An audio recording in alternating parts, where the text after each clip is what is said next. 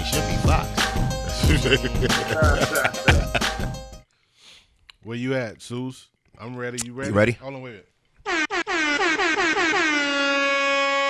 Welcome to the Owner's Box. Yeah. We at episode 59. Yeah, clap yeah. it up, clap it up, Yes, clap it up, sir. clap it up, clap it up. Yes, sir. B. Price in the building. Yeah. You know. Young Walker to my left. I am here. Welcome back. Thank you, motherfuckers. And I am back. That nigga crunk. And I round off the trio. I am Suze to Connect. B. Price, what's good? How was your week, fam? Man, it was a week. You know, things happened, and then it started over, and here I am again. You know, anything exciting that happened? Not really. I woke up. That was the greatest thing. But talk to me when we talk about my week next week. When you ask me how my week was, it's gonna be fantastic. Nigga, I have some things to say. Then, but right now I'm like, it was a week.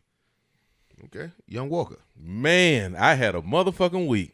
Okay, talk to me. Man, I went out. You did? I did. You was in these streets? I went out. Oh wait a minute, you was in the streets. I went out, man. It wasn't like that. I mean, but like it was one of my dudes was retiring from work, so we did a little something for him, little going away gathering at some spot. You know what I'm saying? We did that. That was cool. But we went out there, had a shitload of drinks. My car broke down while I did valet service, and the motherfuckers was like, "Oh, yo, your car won't start." Oh, so I'm like, do I still got to pay y'all niggas this since I got to walk to it? Yeah, Like, you do. Still had to pay for it and shit. Went out there, got a jump, got into a fight, man. Pulled my gun on a nigga. Wait, Hold on. If y'all worrying about that moment of silence that we just did, this nigga Will's week every time we ask him, he does nothing. Nothing. I did nothing. My week ain't shit. I don't do nothing. I don't do nothing. But because y'all told me that shit all the time, I made that shit up. But I ain't really do shit for real, man. No, you just made that up? I made that shit up though. Because I did go out to a little retiring jump, and I ain't do because none I was of about that to shit. ask you if you got bullets for your gun. You pulling your gun out? Did you get bullets? Is this bullets again? You still looking for bullets? But I am the type of nigga that would have pulled my gun out with no bullets though. I would have did that shit. Never. I would have did that. Never shit. do that. I would have did that shit and then probably pistol whip niggas.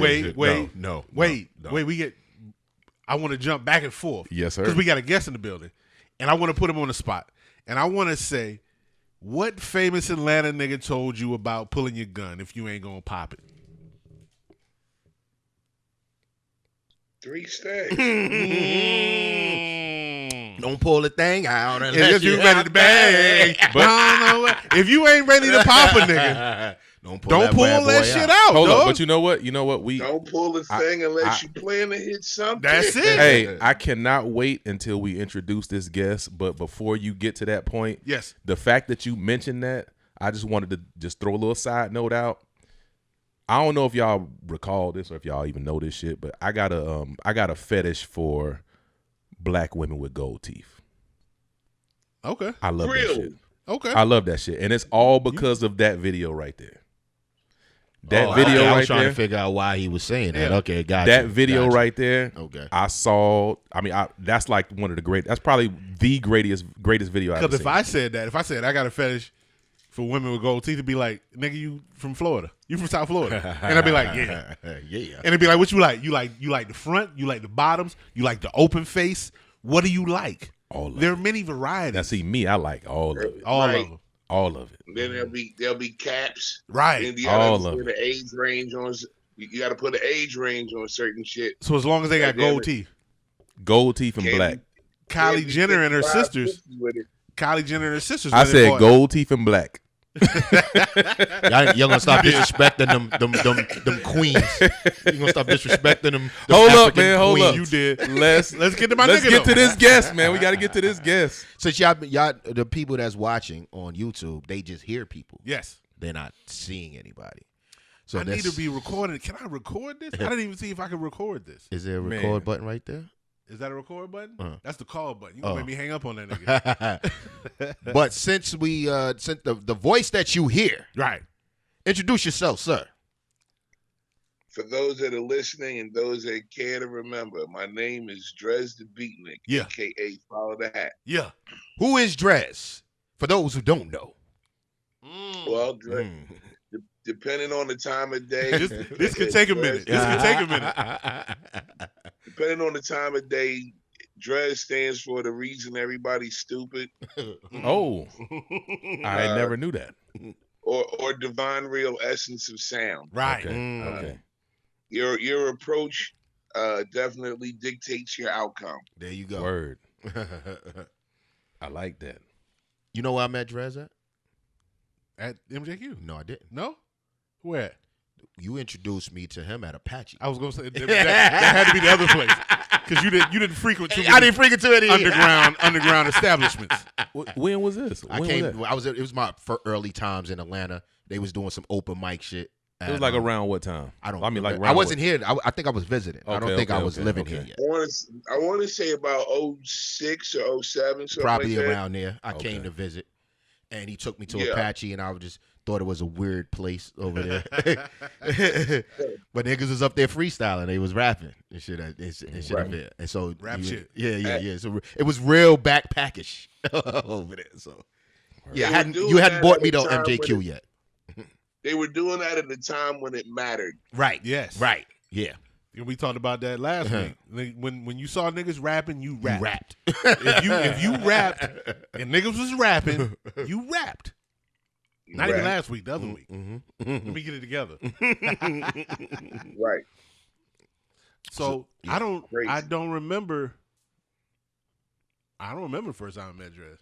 That shit just happened. That nigga's always been around. Got you. You looked up and he was there. Pretty much. Who this nigga with the hat on? So since he doesn't want to give up his age, I'll be more than happy. Oh, I get that up. I get late September. It's coming up, baby. I met Mr. Brian Price. Where at what's now the Vortex Theater, Laughing Skull Theater. On Peachtree Street. Before it was a spot called the Web. When we performed? Yep. Was that the first time? Yep. I still got the flyer for that. I ran an event called the Dread Poets Revival. Word. An open mic, spoken word variety show. And B. Price, who pretty much unknown seeds, came to perform. And that's the first time I met him. Ooh. And he gave a great show. We were all babies, so to watch that level of professionalism while we are literally just kids running around trying to figure it out, was definitely a blessing to the house. Yeah. And since then, our friendship and conversations have morphed into so many different things. Yeah, we did a lot of shit together. Yeah, man. And you did a lot of things that you allowed us to grace the stage on, and I appreciate that. Man, if I got it, we got it. Yeah.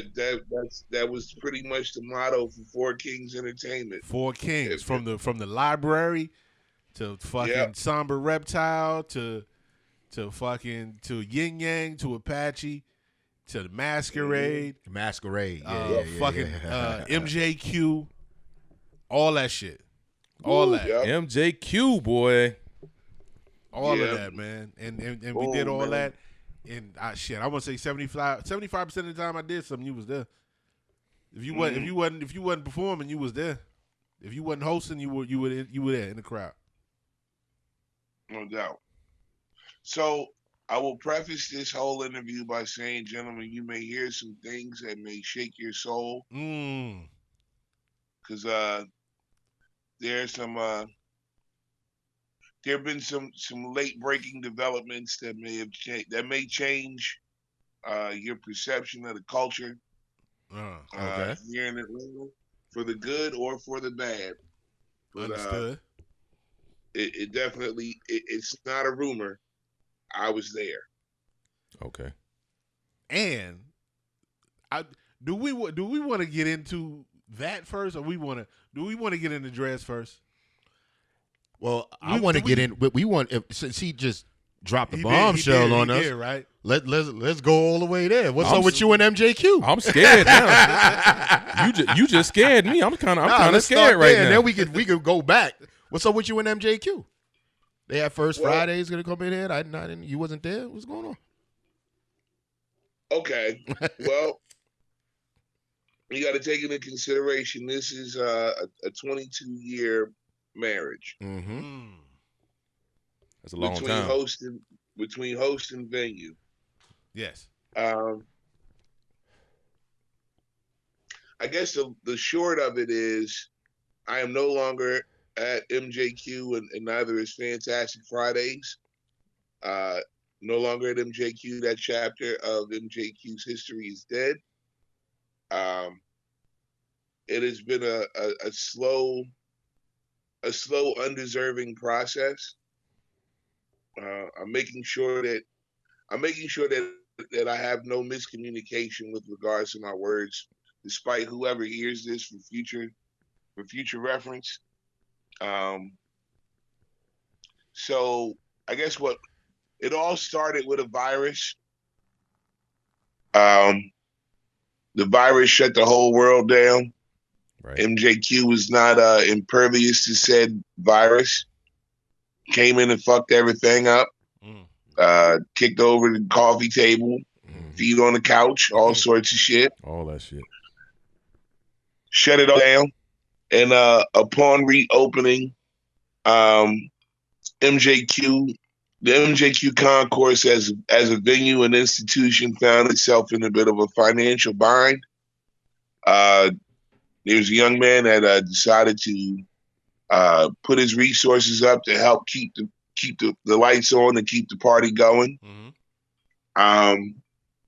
He pretty much was handed the reins to the direction of the club, and the direction of the club that he sought to go into didn't truly include Fantastic Fridays in said plan, despite the fact that pre-COVID, Fantastic Friday was making was keeping the lights on at MJQ. No doubt. Yeah.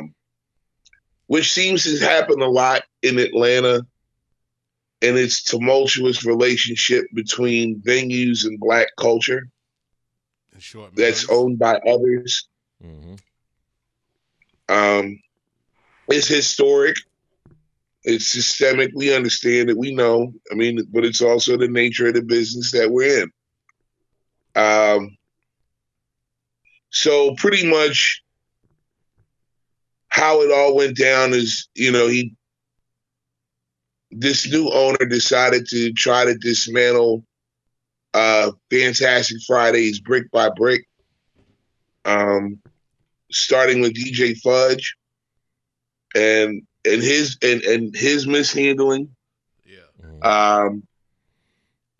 Then it morphed into not giving us the option to program our own night in terms of talent. And then I caught COVID. I caught COVID and went through my 10-day protocol as recommended by the CDC. I got a phone call to go back to work. Tested a second time, passed. And but yeah, you can go back to general population. You can go back to work. I got a phone call. Didn't get a doctor's note. Too many people are testing for COVID to keep up with the paperwork, so they just give phone calls. Right. And so, I went and told the powers that be at MJQ what happened. Here is, I think, where it went wrong, and I think both sides could have worked harder to have more clarity. But after, so much time, you figure, you develop a language of understanding, if you will. Like, you can speak without speaking. You can, you know how it go. Everybody has their own inner dialogue with their their significant other, if you will. And I thought I had that with MJQ, but apparently I didn't. So do you really think it was it could have been more clarity on both sides, or you just being politically correct? Because it doesn't sound that way to me. Well, okay. Sounds like there was a lot of clarity on your side. I don't understand. Well, I feel like I did everything that I could on my end. So whatever went down, I can look in the mirror in the morning when I wake up and before I go to bed, I can sleep comfortably with the decisions that are made. No doubt. And that's all that's really all that matters at the end of the day. Word. But to your point, it's not me being politically correct. I mean, I'm just naturally cautious of my words. Word up. I'm not just a human beatboxer. I'm an MC, and words matter. Word. So, are y'all looking for another home, or you just gonna let it go? Oh, you gonna get into that? So pretty much, I get back. I go ahead and get back to work, do my job, with no interruptions. End of the night comes. It's time to get cashed out. I get asked if I have something for the manager. I said I have a phone call that I had. I don't have if you're looking for a doctor's note, I don't have that. This is after you got done. Yeah, after I got before you got on. Now it was supposed to go down before I got on. Right. Like when you come in, check in. If you have it, cool. If you don't, you can't come in. Mm-hmm. That was the stipulation that everybody agreed to. What went down was the person that was supposed to have been at the check post wasn't at their post when I came into work. So I decided to go ahead and plug in and get to work. Like, you're not going to short my bread because you weren't here. Word. So I go ahead and do my job. I'm not quiet. I'm literally talking all night for about 3-4 hours. They knew you was at any point, hey, I'm gonna need meet me over here at the bar, or meet me in the office real quick, or meet me by the staircase real quick. Right. Or could have even took it a step further. Meet me outside by your car. Right. You know what I'm saying? Like, Dres, hold on 1 second. Okay, so you was at work all day. They could have been you out. Oh. So to continue the story, worked with no interruptions. Mm-hmm. End of the night comes, it's time to get cashed out. First question I hear is, "You got something for me?" I tell them, I no, I don't. I got a phone call. That's pretty much the long and short of it. I don't know what more to tell you. So then that turns into, you were supposed to have, I never agreed to have anything. I can't produce what I don't have. Period. Right. I got a phone call from the clinic where I tested. They said, go out and be somebody.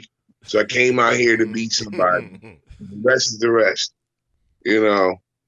Then it turns into, well, you could have got everybody sick. And this is not a private conversation. Oh, they try to do it like that. Yeah, this is not a private conversation. This is with the staff in the room, around the rest of the talent,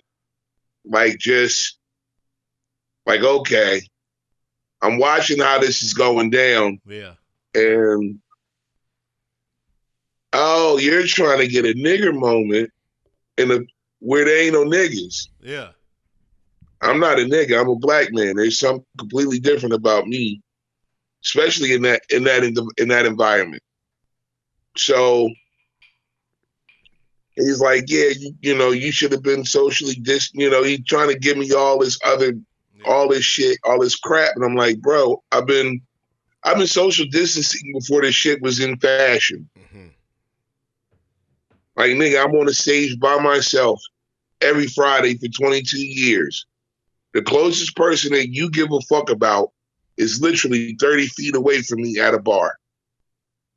Don't talk to me about social distancing. Right. So then he says, well, you said that you were supposed to. I said, no, I never said that. And then he calls me a liar and questions my integrity. And then at that point, I ask him, is this the hill you want to die on tonight? And then you slap somebody. And he decided to double down, at which point I made up my mind. Like, okay, well, here, take your money back because you seem to need it more than I do. No, Dres. Yeah. You gave the money back? Wait. No, I mean, I got my bread, but it's at that point we're speaking principle. Right. You know, I said, dude, motherfucker, I gave you 22 years of blood, sweat, and tears. You're calling me liar? Like it felt away. Right. No doubt. So to the point where the security guard had to come and get in between us and had to explain to the manager, like, yeah, they don't give out doctor's notes and lollipops for fucking COVID. If Dres said that he got a phone call, he got a phone call. It's as simple as that. I'm like, yeah, the clinic want to actually talk to y'all. Here's the number.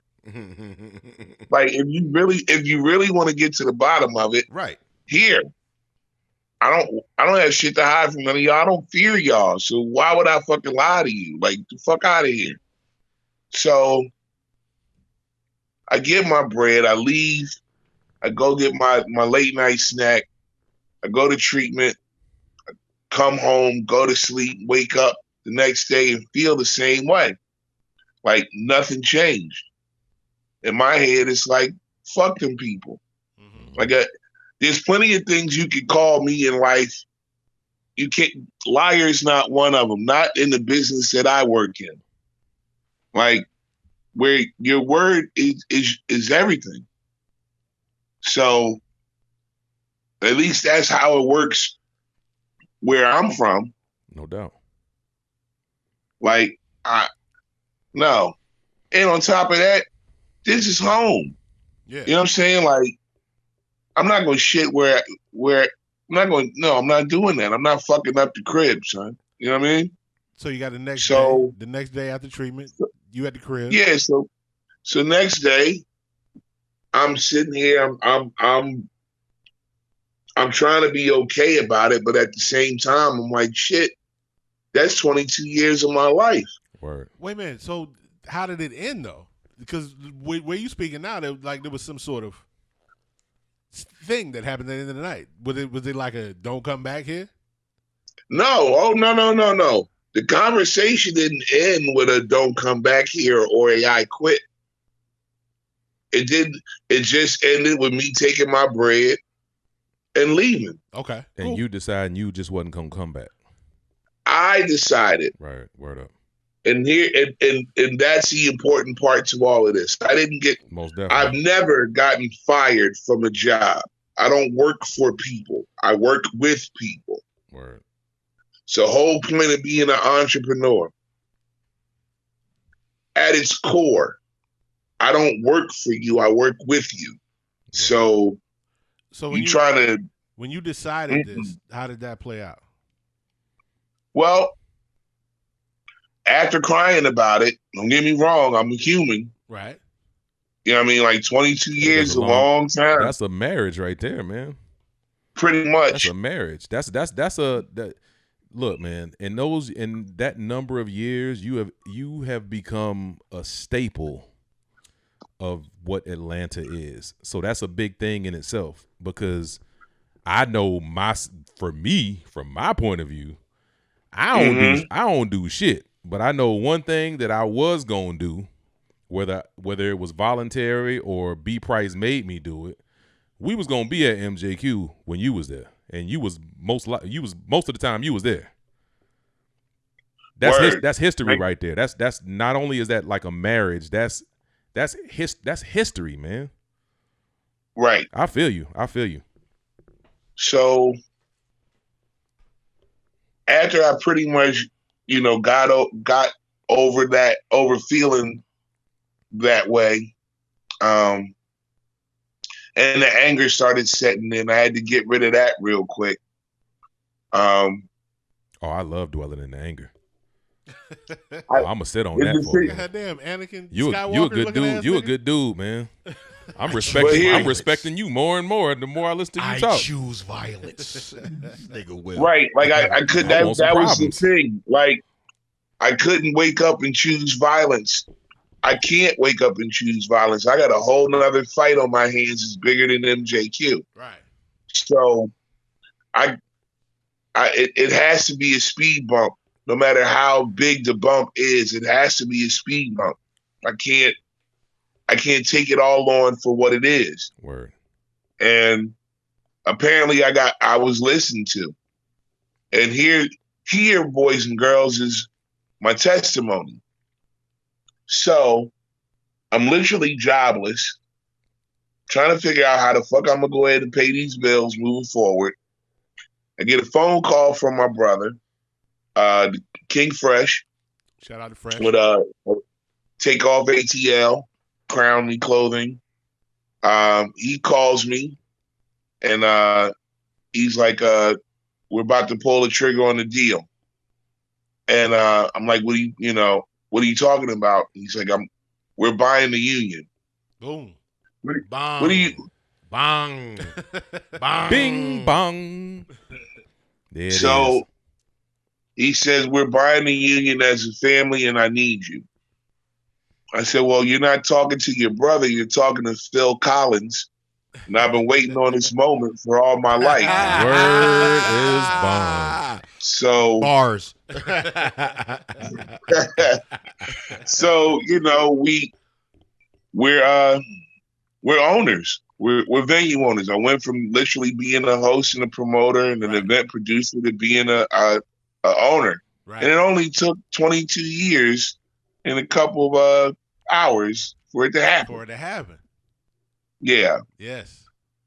I saw this. So I ran into him the other night when I was in the streets. Okay. And I hadn't been in the streets in a while. Because we old, man. We getting old. I'm outside. I got many. I've been occasionally in the streets. I'm outside. I've been in here with bouts, less and less. with bouts of depression and all kind of shit. But I was in the streets on this evening, and I ran into Dres. Mm-hmm. And Dres said, "Yo, you want to come see my place?" Word. You fucking right, I do. Word. You fucking right, Word. I do. Feel good to say that too, right? Yo, you want to come see my spot? My G. Oh my God. You want to come see my spot? Ooh. Nigga, you fucking right, I want to. Nigga, let's go. And that's why I said, yo, you need to come. You need to come holler at us, nigga. He was like, hey, just let me know. And boom, and here he is.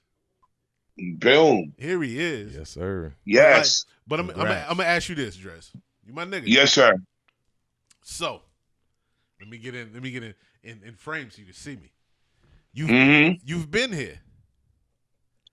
You've been here before. Your first bout, you was killing shit. Four Kings was doing their thing. They did their thing, and then you went to Apache, formerly known as a Yin Yang. Made it a thing. Tuesday Night Mike Club was the shit. That's what it was. Yeah. It was okay. Mike. Right. Yeah. Was the shit. Colleges was around, bringing in all the college crowd, bringing in all the MCs, bringing all that. And then there was a fallout. So you've been through a fallout with something that you helped create and build. Yes. How much did that play into this situation? Okay, so if any, I'm not saying that it did, but if any. No, trust me, I get it. Like there, so at a certain point in the conversation with the general manager, like, luckily for me, 08 was a long time ago. Right. That's when the initial incident went down. Man, that was 08? Shit. Yeah, that was 08. So, so when it was going down, it felt, I started having like, deja vu moments, if you will. Right. Because like the frequency of the conversation was the same. Right. And you never forget shit like that, you know? So, but I couldn't allow the stress from that, the PTSD, if you will, from that to affect what was currently happening. Because in that situation, if you recall, and that situation's on video with Apache Cafe. It was a little live and a little viral. Yes. Right. Right. A little live and a little viral. I love the way you called that. That is awesome. Mental so note. I've always, since that moment, I guess I've always had a playbook, if you will, or at least gained footage of how that I could study to figure out how to handle the situation if it were to ever show up again. Mm-hmm. Lord forbid. So when it did show up, I didn't, again, I wasn't in the mood to give a nigga moment. Mm-hmm. And I wasn't in the mood at that time to give a nigga moment. We just happened to be in public, and and I still didn't give a nigga moment. Like, I kept it as calm as possible. Like, in 08, nigga, Barack fever was everywhere, nigga. So like, I'm giving my best Barack Obama negotiation impersonation, nigga. Like, I'm trying not to, there's a better way to do this. This ain't it. But since you want to be public, let me go and show you how to do this. He was definitely in his field. All right, let me ask you. Now, okay. I'm sorry. Okay. I want to put you in because I don't know if you know. So this was at Apache. You want to tell him? Right. Yeah. So to finish up your question, B. Price. Yes. When it went down, the calmness that I had was more surprising than anything else.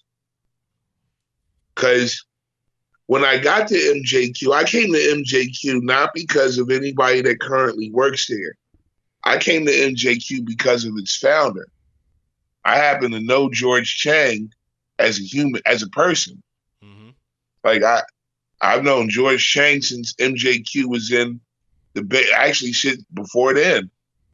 When he was working as a waiter at Opry Diem. Right. And when he decided to create MJQ in the basement of the Ponce Hotel, like, I knew I wanted to come and work for this man at some point eventually. Right. It was only literally after he passed that I got the opportunity to do so. And every day that I walk into that room, that house, that's me paying homage to him. Word. That's me paying my respects to him. Word up. Like, so for those who don't know who I'm talking about, if you come into MJQ and you come down the tunnel, and you get to the bottom and you look to your left, and there's a mural of an Asian guy with glasses. That's George Chang. Did not know that. George Chang is literally a giant Asian man. Which is two things you don't say in the same sentence. Never. Very true. Yao Ming. Very true. Right. He was Yao Ming before I knew who Yao Ming was. Like, he.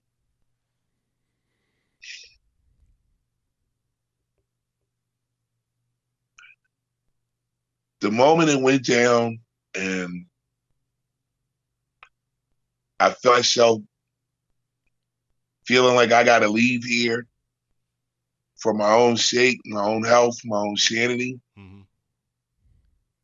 A small piece of me felt like I failed him because he was my friend. Right. He wasn't my everyday friend. I'm not going to sit here and say I knew his hopes and dreams and likes and all this other shit and knew his mama and all that.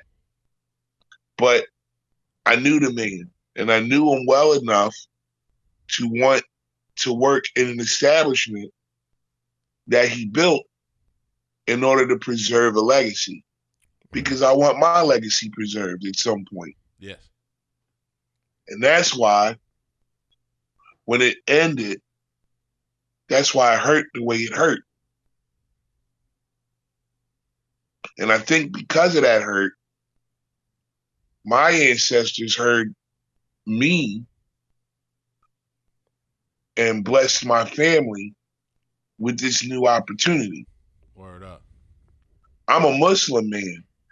I can't find a church quick enough to go and give this testimony. You at the church of the owner's box. Well, there you go. There you go. You know, and ownership and fair play to us all. You know what though? It sounds to me like the direction of what he built. It seems like it was going in another direction anyway. So it seems like it was, I guess for the lack of better terms, it was in your destiny to move on anyway. And I think that you moving on and doing your own thing is actually preserving his legacy. It's funny that you say and that. adding yours. It's funny that you say that because I think the last conversation not the last conversation, but one conversation that we had before was kind of about that as far as the direction of MJQ was going. Right. Am I correct? Yeah. I want to say this because listening to you talk, and you're saying that you had the issue with Apache and the issue with MJQ. People that feel that the people that you work for them, and you're not. I'm working with you, but you saying I work for you. They get comfortable. You said you've been there for 22 years, so you get comfortable with me being here. And what they don't realize, because I've been in a position where I've helped other venues as a promoter, as anything else, they feel that that being that they don't understand that the crowd follows you. Word. So they feel okay. MJQ has a name. I don't know MJQ outside of you being there. Word. So in the event that they say, okay, fine, we don't need him here, they think the crowd's gonna stay. So we got a built-in, but people do as routines go. So that's a routine for them. So COVID interrupted that routine, and they feel that they came back, and if they had any resemblance of a former crowd, they like, oh, we don't need him to be here because they're gonna come anyway. What they don't understand is, they're not coming for you until it turns into.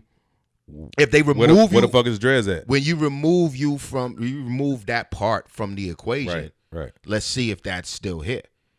I come for the ambiance. So when you saying that, when you were talking about they don't, if they, I feel like they'll try to replace it with something else and a different direction. You saying it's going a different direction for what you have because they're trying to replace him.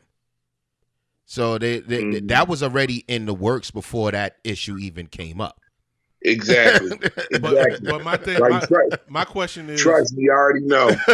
My question is, what was the response that they gave you upon exit? Well, so what ended up happening. Now, here's where the politically correct bullshit starts. So I give the number to the clinic, to the new owner. Like, here, they've been waiting on you, give them a call. So he goes and gives a call on a Friday. On a Friday, I'm supposed to come into work, mind you. I can't leave that part out. So he's calling and purposely trying to trip up the nurses as if the nurses have a reason to lie for me. Like, so, like this dude was trying to give his best Bill Duke impersonation from Menace. So Dres tested on this date, but he didn't know his results until this date. Yes. Yeah. So you're saying that he could have had COVID in that in-between date. It's possible. But without having the test results, you can't really tell. Interesting. Okay. So again, you know what I mean? Like trying to talk and you done fucked up, right? Back talk. He's trying to give his you done fucked up moment. And the nurses were born at night, but not last night. They're sitting here listening to him like, why are you trying to get this man? Like one of the nurses actually asked him, why are you trying to get this man fired? To which he didn't have any. I'm not trying to get him fired. He's like, you're really trying to drum up something that doesn't exist. Right. There are no doctor's notes. We give phone calls. That's a shame, man. It's a damn shame. So unless you go to CVS, you get an email. Right. So at this point, even the nurses know a witch hunt when they see one. They're like, damn, matter. And they came to me and like, dude, you should just quit because they want to fire you. The way they came to me, like I just woke up from my dialysis, from my treatment nap, to both of them in my face, and they were like, yeah, we just got off the phone with your boss. You should just quit because he's trying to fire you. Wrap it up, B. I was like, wrap it up. And me, and old loyal ass me, like, no, they would never. Like, no, based on the conversation we just had, yeah, they're trying to get rid of you. I'm like, oh shit. So when it went down the way it went down, I kind of already knew. Right. And the spin that was trying to get given was, well, it wasn't technically 10 days, it was 8 days. Man, if you don't get the 8 day face out of my goddamn face, the fuck you trying to talk about, man? Like, I'm telling you what happened the way it happened. Well, if you don't have a doctor's note, we can't. Listen, there is no doctor's note. Like, I'm not jumping through all these hoops and hurdles for the amount of money you pay me. You don't pay me shit. Right. Like, my For the Culture credit card is at fucking plutonium status right now. Mm-hmm. No doubt. Based on the amount of money I make here, which is not anything. So I'm not jumping through hoops and hurdles. You pay me under the table. You're trying to do something legal in an establishment that doesn't really have the best business practices. But if you want my night, just be a man and grab your balls and say, I want your night. Just say that. Right. Just say, I said that. I said, I can respect you more if you just say you want the night. Because we can go ahead and that's a whole nother negotiation. I own Fantastic Fridays. I own the name. I own the concept. Publicly speaking, we, Party Superheroes, we present the name as a common collective. DJ Fudge. DJ Fudge, the Grand Imperial DJ Majestic, DJ Lord, and Dres B. Along with Team Fantastic. Yes. We are Fantastic Fridays, publicly. Business-wise, I had to cover our ass a long time ago. Like, I've watched MJQ bring in promoters to develop nights, fire promoters, and co-opt the name and move forward.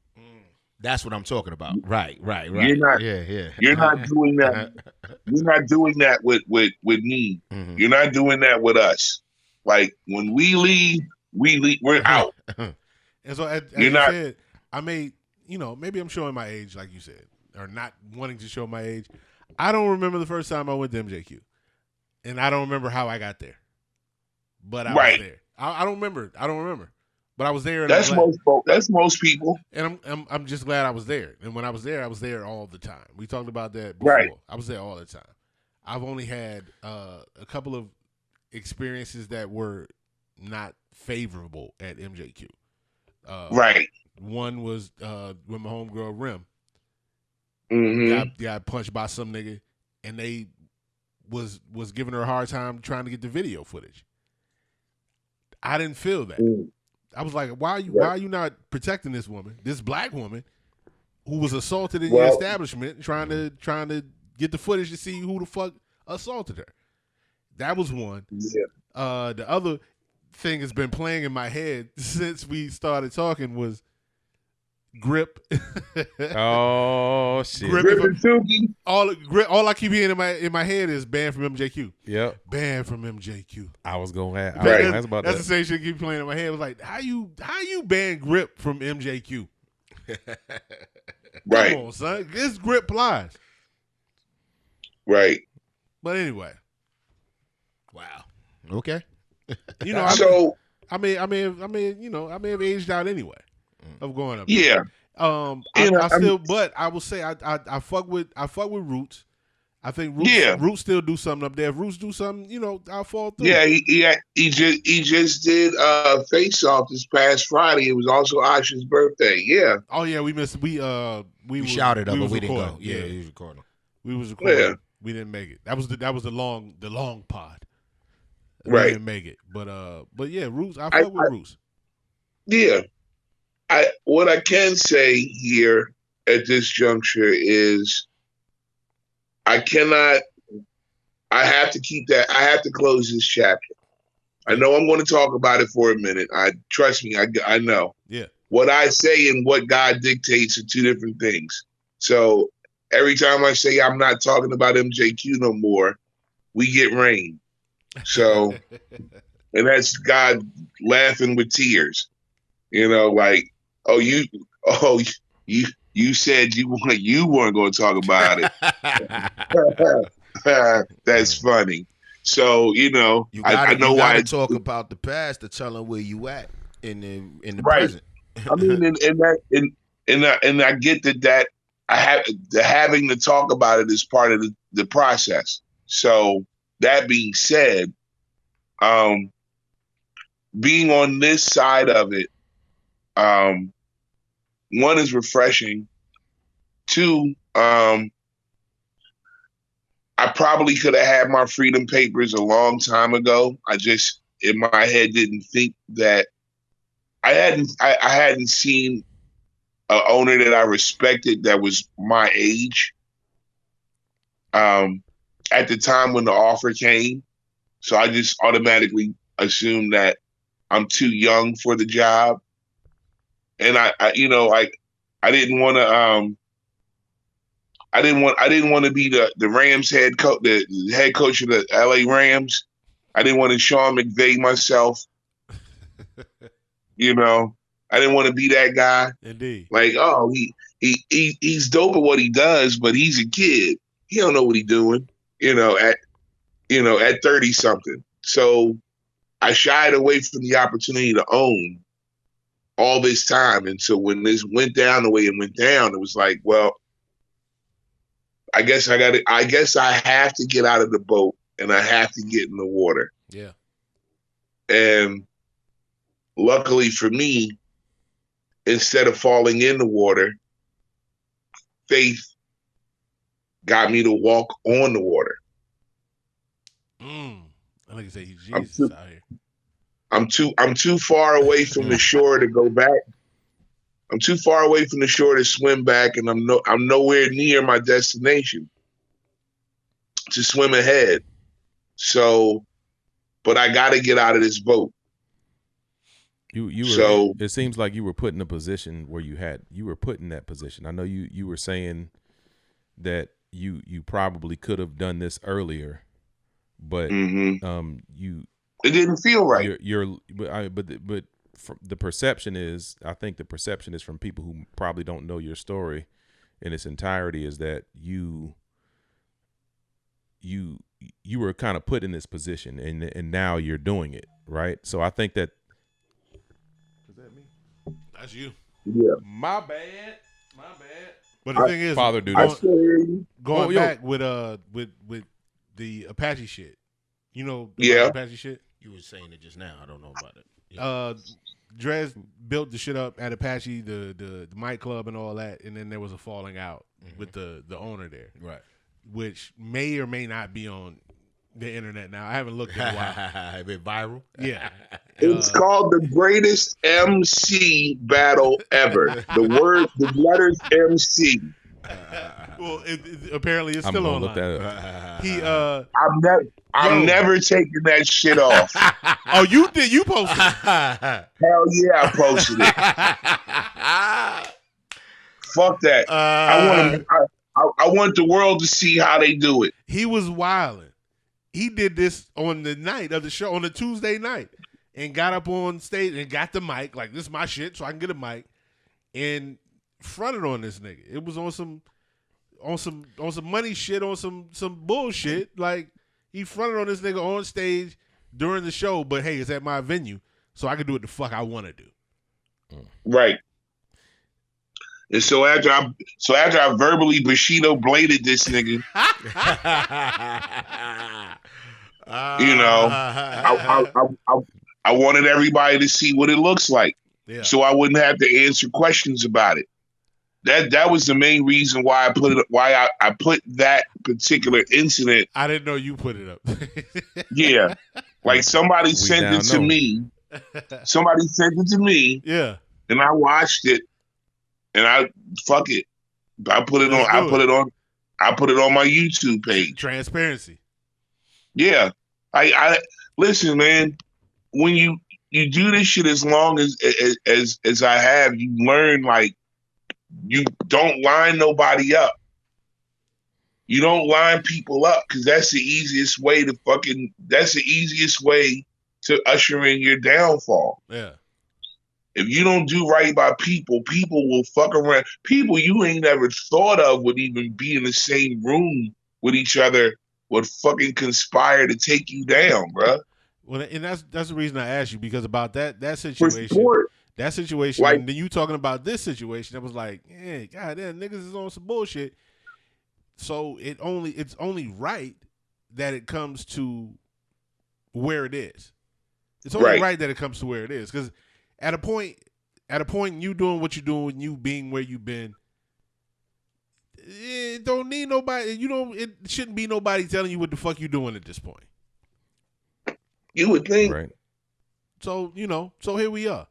Fuck them niggas. Right.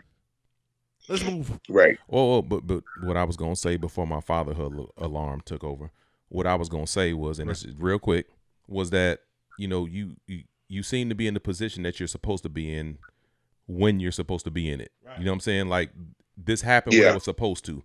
And I think that the people that follow you, which damn near everybody who went to MJQ was going because you were there, are gonna now, especially now, once they know your story. I mean, even the people that don't, but I mean, they're going to follow you to wherever you go. So you're going to carry your brand and the history that you created for Atlanta. You're going to carry it to where you go, and the people are going to follow. You hope they follow you. Yeah. Well, that's because I don't party past 10th Street. Yeah. So I'm like, nigga, you famous. You don't count. You a famous. That's the hope, wish, and prayer here. That is. I mean, how you saying it, Will? It sounds. I mean, sounds good. But what I'm saying is, right. but the point that I'm trying to make out of all of that, I'm saying that to keep in mind. But the main point is that you're doing what you got to do anyway. You're doing what you got to do and what you want to do anyway. You're doing it anyway. Right. So either way, he's gonna be doing it. I'm gonna say this. Case in point, you saw what he do, or what he does, what he did, what he's doing. You saw that. Yep. You fuck with him. Mm-hmm. He got this new shit. You going? Because you don't go nowhere now.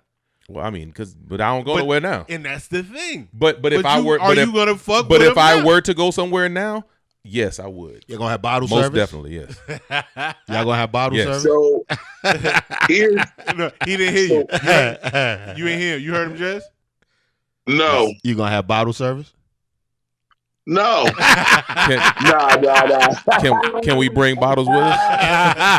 Can we bring As a bottles with matter us? of fact, we do sell bottles at Treehouse. Yeah. Yeah. Like, trust me, I'm taking every lesson I've learned from every spot I've worked at. I just told somebody the other night I have a PhD level in nightclub from 3 of the greatest fucking nightclub universities in the world. The Yin Yang Music Cafe, the Apache Cafe, and the MJQ Concourse. I'm at PhD level with this shit. I thought you was gonna put Kaya in there. You ain't gonna put Kaya in there? I did. I worked momentarily. I did a cross campus class at Kaya. You were the Georgia perimeter. I didn't really pay Kaya tuition. I got to bring in MF Doom as a guest lecturer. That was pretty much about as far as it. Don't do that. Don't do that. If you got bottle service, that nigga Seuss will come out there. I'm in the building. Bottle service. Bottle service with no sparklers. I don't need sparklers. Just bring the bottle. Yeah, fuck that sparkler shit. Right. That's only for chick birthdays. That's not no sparklers. Just bring the bottle. No sparklers. So what I'm trying to do with this new house here. Hold on, where's the new house? Talk about the new house, where it is, and then go into that. Okay, so the new house, it's formerly the Union EAV over in the East Atlanta Village, 485 Flat Shoals Avenue. It's right across the street from the Earl in East Atlanta. So what I'm trying to do with my brother and myself and my mother, what we're all trying to do collectively as a family is it's all family. Build. Yeah, it's family owned. Okay. Like when not my brother in the sense of friends, like you and I are like my blood brother. Well, yeah, I know your brother. I told you I went there when he was doing the backdoor shit out over there. Yeah, when he's doing the after hours. Yeah. So what we're trying to do is build a house where New Atlanta and Old Atlanta can exist and meet. Because and our reasons behind it is that there's a certain level of wisdom and experience that Old Atlanta has to be able to teach New Atlanta. And there's a certain level of innovation and bravery, I'll call it. Creative bravery that New Atlanta has that Old Atlanta needs to experience. Word. So, and my brother and I represent two different generations of thought. Yes. So y'all niggas is like you like Loud, like Jay Loud and his brother. Right. They two different niggas. Like I look at you and your brother, completely brothers, different niggas. But it's like, no, y'all ain't the same. You on some old school shit. That nigga swagged out on some swagged out shit. Y'all is right. Yeah. Right. So put that together. Put exactly. it together and make it happen. Yeah. So but this the entertainment thing is in our DNA. Yeah. It's what we do. It's the family business. So this is all of this is a natural progression for our family. Indeed. So where we are right now is just making some minor renovations to the space, making some improvements.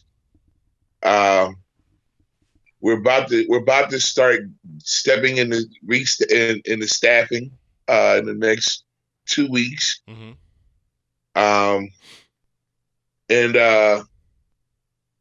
And then we start and then we do what I call signing day, where we've created we've created new programming for the space. We're looking to be open 7 days a week. We're looking to be aggressive about it and we feel like we can because we're not talking to the same person every day. Okay. So, some days of the week cater to freshest crowd. Some days of the week caters to my crowd. How much is the pandemic affecting these decisions? Because before shit was different. Atlanta was open and it was still open, but it's still different. Right. Niggas ain't out like they was. Niggas is out, but they ain't out like they was. Well, what I can tell you is that love it or hate it, Wakanda ain't never closed, my nigga. Yeah. Through this entire shit, Wakanda has not closed. Okay. I'm not banking on that. And that's what I'm saying. Probably the part that I fuck with was closed. The other part, them niggas was, I guguess they was open. Part I fuck with been open. Yeah, them niggas. Right. Part I fuck with been open. Like they've been open. Niggas, they outside. Yeah, they outside it for real. But what I can say is that we will definitely be doing temp checks. We will be providing masks when and if necessary. We're not doing the whole vax card to get in shit. Like, an experience is something that should be shared by all. Right. We're doing the best that we can to make sure that the environment that we're inviting people into is one that is conducive to their level of comfort. Right. Like I have a core philosophy that venues, the only job of a venue is to sell ass. Ass? Alcohol, sound, security. That's it. Oh, that's a different ass. Everybody loves ass. Yeah. That's it. Okay. That's all I sell. And if I can stay consistent in doing so, I won't have to I won't, my tail won't be an allegory. Word up. So that's it. We're going to also be an open air cafe during the day. Word. My mother will be taking care of that side of the venue. You say you was in some vegan shit though, ain't it? Yep. We're looking to open. Okay. We're looking to open Atlanta's first recovery bar and provide a late night vegan menu. Are you going to have wait, bacon on the bar? menu? What do you mean by recovery bar? Hold up. You gonna have bacon on the menu? That's the only way. Here's a perfect example. After you guys are done passing that decanter around with that delicious liquid in it. Did you see that? I saw it. After you guys do that, you guys are probably going to want to go and find something to eat. Right. But some of you may have dietary restrictions that Atlanta doesn't give a fuck about after a certain hour. True. I want to create the only house, we're trying to create the only house in Atlanta that gives a fuck about your dietary restrictions after midnight. Oh, after midnight. And you know who you got to partner with out here in these streets. You know who running shit right now on the vegan shit. Yeah, if you talking about the SV, you know who I'm talking about. No, they running shit. First of all, you do not. You need to get some bacon. Who you talking about? Some chopped meat. That's the shit. That's what I'm talking about. She is running shit in these streets right now. After hours? Who you was talking about? The SV. She running shit. Man, I'm good. It was good. Okay. So if we're going to talk about it, we can talk about it. It was great. The West End location was great. It was cool. The parking situation was horrible. Of course, we understand that part. Okay, yes. However, at that point, niggas cared. Okay. At this point, it's McDowell's. Damn, you're everywhere. Listen, I'm about to catch another flight tomorrow. Okay. They're at Hartsfield right now. Who? SV. I didn't know that. I'm there. Yes. Yeah. It's a wrap. It's done, bro. I'm kind of like, I'm not surprised, but I haven't heard anything about it. But I'm not surprised. You got the West End location. You got the Edgewood location. You got the Jonesboro. And now you got the Jonesboro. And she's up north in Gwinnett. And now at the airport. That I haven't heard that yet. And nigga, that's not. Come on, son. The prices is already sky high. Airport prices is through the roof. You can't do that. If grand opening, grand closing. If your shit is $15 on the streets, at the airport, it's gonna be at least 27. At least 27 at the airport. That part. But you know what? That's why I ain't never been to fucking what you call that shit? Shake Shack at the airport.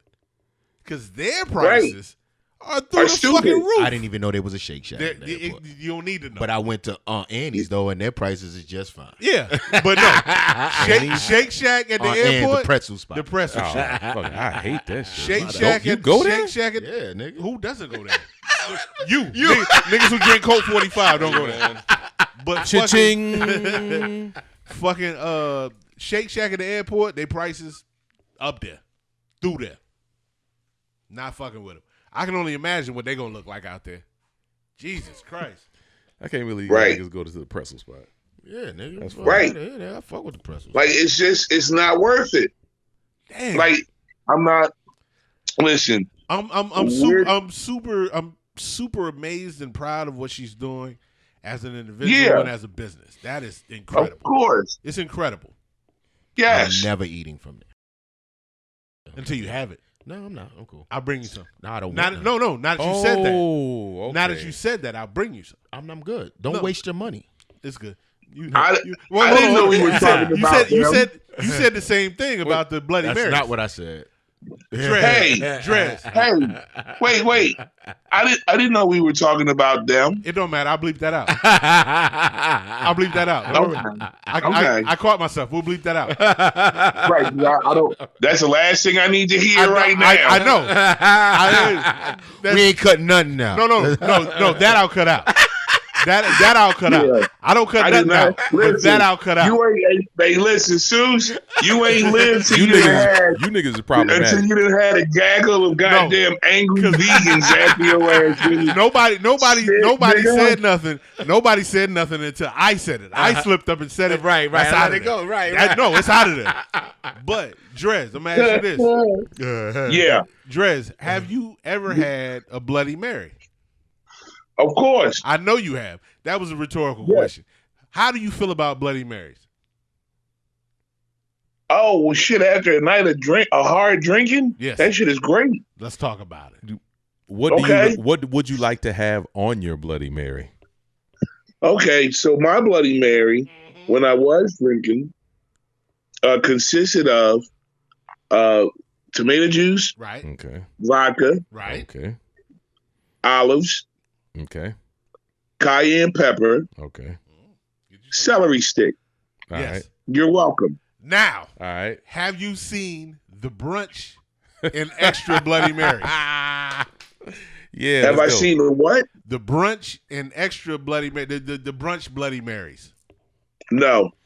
You ain't never seen the shits with the bacon and the burgers and all these shits on them?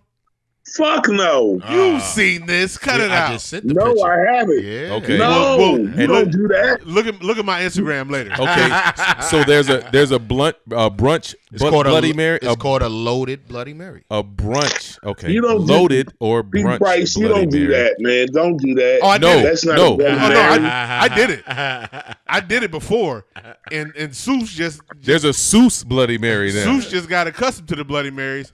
And he made one that was. He puts his spin on everything. That motherfucker went through the roof with this. That motherfucker had a slider on it, and olives and cheese and pickles. A hard-boiled leg. I had a slice of bacon in there, a little pickle. He went through the roof. He had breakfast, lunch, and dinner on that shit. No, and I'm very much with that because I haven't eaten anything today. I got my little cheeses, my little olives on there, nigga. I've seen a Bloody Mary on Instagram. That nigga had a whole chicken on there. That That nigga had a Cornish hen. He had a fried Cornish hen on his Bloody Mary. I'm with that. No. My nigga, that's all that is a Bloody Mary with appetizers. My nigga, why are you playing? So the people that's watching on YouTube, I just got put on the Bloody Marys. Well, I knew about them. You was hating. I wasn't messing with him. And this nigga goes over the top with everything. Nigga, I can't be stopped. Everything. I can't be stopped. Exactly. So, I'm at an airport. We there waiting on our flight. It's being delayed. That is the prime location for the Bloody Mary. Yeah. So the prime it's location. It's about. As a matter of fact, I got a flight at 7 a.m. And guess what I will have before my flight?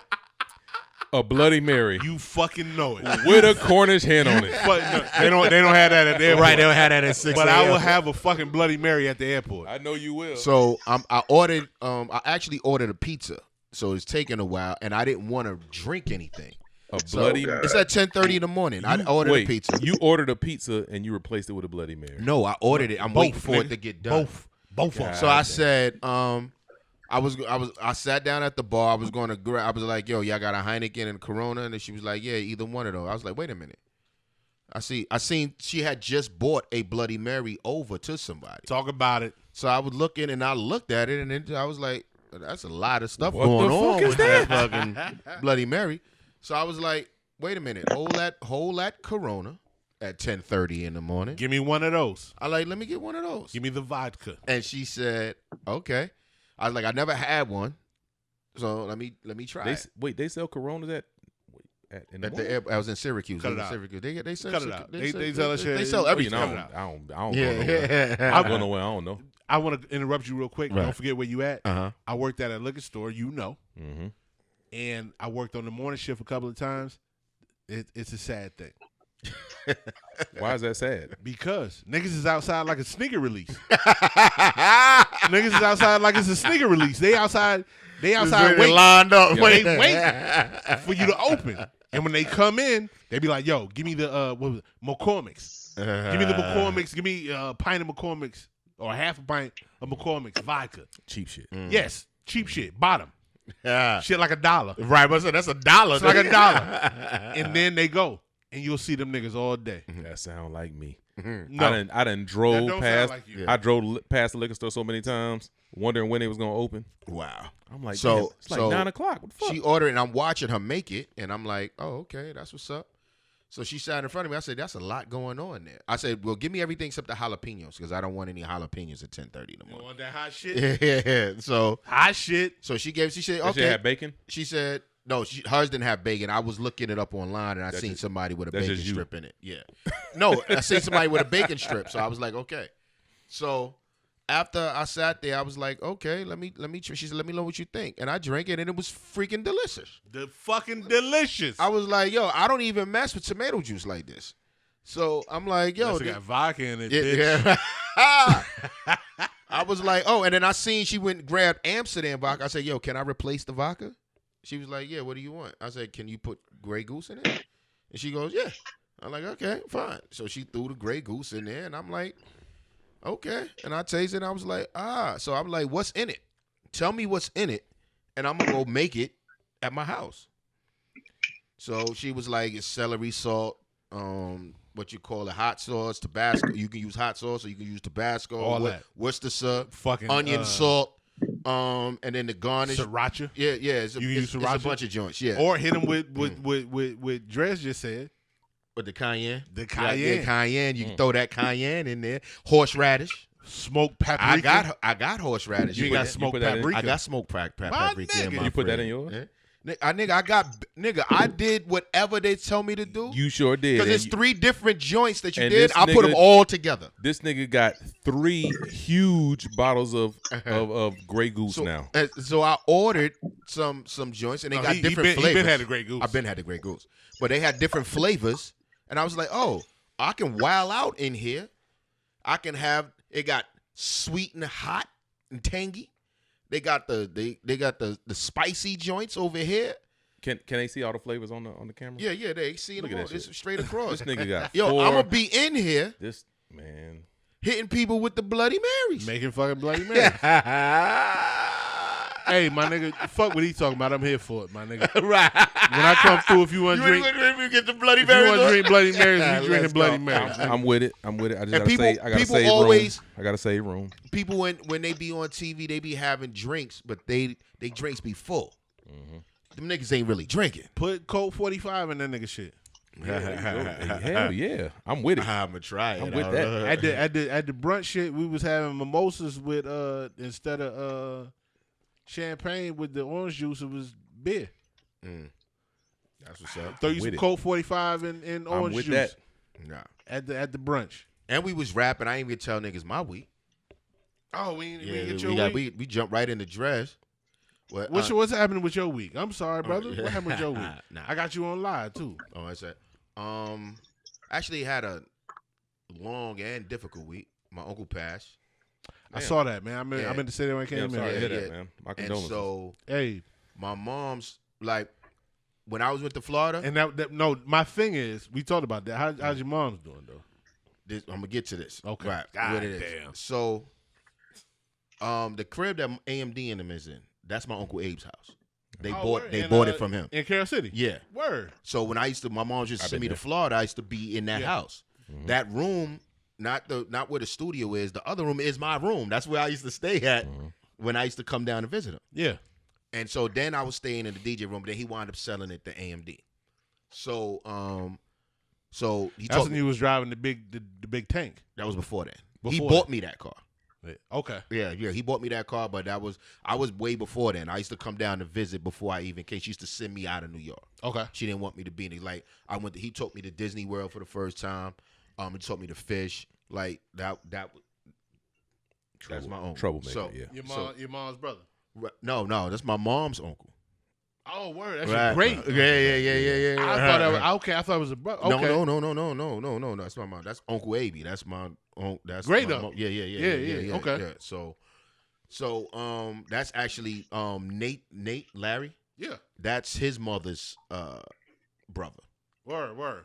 So he lost both. I of them. Yeah. I didn't know that. Yeah, I thought yeah. I was chopping with him on the other line online the other day about the pop art shit. He bought the Spike Lee shit. Yeah. I'm not gonna get into that. But go ahead. Continue. So my mom's called and she goes, we might have the funeral the first week of October. She was like, I want you to come out here. I was like, oh, well, I can't because I'm gonna be in. But besides the case 25, I have. Right after that is Buffalo. You be back. Right after that is New Orleans. I'm not gonna be back. What day is New Orleans? New Orleans is is the second. You got the first. The first we fly from Buffalo to New Orleans. You gotta make it stop. I can't do that. You can't. So no, I can't. Okay. Buffalo is a weird airport. I'm gonna You let just you can't. continue. Fuck Because with you. I still got to get back to New Orleans in time. Got you. So I won't be. I can do it. I won't be able to make New You got Orleans. to drive. From New Orleans, from Tampa. You would have to drive. That's not going to happen. That's never going to happen. So I said to her. So she sends me a face in the joint because I already know where it's going because I made other people's funerals. Nigga, I know where it's going. But the point is I wasn't working during that time. I can't just go and have somebody. I don't have nobody to be me. Right. There's nobody to replace me. Let me tell you this. Nobody can replace you. If you want me to go to that show on the 30th, I could do it. I'm free. You can't do what everybody think they can do I'm it. free. I'm just saying. On the 30th, late September, I'm free. I'm free, nigga. I know y'all got a show on the 30th. I'm free, my nigga. What's good? Niggas, everybody think they can do this job That ain't what I'm saying. until All they I'm saying is, until they have to do this. do you job. hear me though? I got you. My Okay. nigga. I'm free on the 30th. Yo, Case, holla at your boy. Case, I'm free on the 30th, man, if you need me, dog. That nigga's never gonna call you. Bring me in, nigga. Bring me in the game, coach. Everybody come and they say, "Yo, nigga, how do you do it?" Nigga, I'm here, man, with that nigga. That nigga, he needs some water. I bring a nigga a towel and shit. Make his drinks. Tell niggas to play the songs right. I'm here, nigga. Spaz on these niggas. You know what I'm saying? Fuck, nigga, that ain't a song. I'm here. Let's I'm go. like, yo, I send flowers. I'll do whatever, but you got to pick a better date. I don't know because they don't even have a date. That's a whole nother thing. Right. You don't have a date, so you just want me to just take off. When I take off, I don't get paid. So now we got to figure out how to fix that. You know what I mean? So I already know where she's going with it, but I was already in a space, so I didn't really feel like listening to her when she wanted to make that, because you just want me there. There's no reason. I was gonna say she just want to see. Nah, you, because and then I go to go to these things, and then people just staring around and just waiting to see my reaction. You know what I mean? And if I don't give it to them, like I'm not sitting there crying all day, and then they staring in my face like, waiting to see that nigga. I'm cool. And then my sister was like, yo, she wanted me to fly in before he passed because they took him out of the hospice so he can die in Kenyatta house, my other sister crib. I'm like, I went to see him. That picture I took, I went to go see. I didn't like him there at that time. So when he's losing his he was already losing his mentals. It's different. So I'm sitting there. I don't want to see. You want to watch somebody die. I don't want to watch my hero die. You know what I mean? So I understand that. Yeah, I understand. I'm not. I seen him. That. I went to the hospice. We took the picture. We was chilling, and he was trying to make jokes to cover up the fact that he was losing his. He knew he was losing his mentals.